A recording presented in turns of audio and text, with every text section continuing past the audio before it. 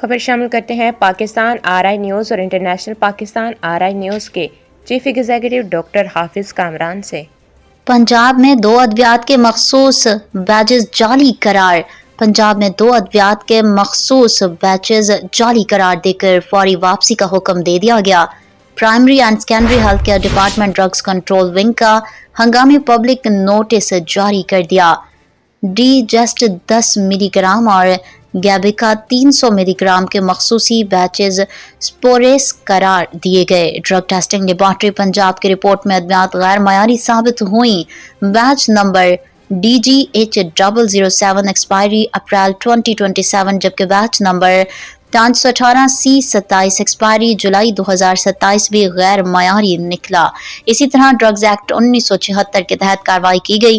فوری مارکیٹ سے اسٹاک اٹھانے کی ہدایت جاری کی گئی۔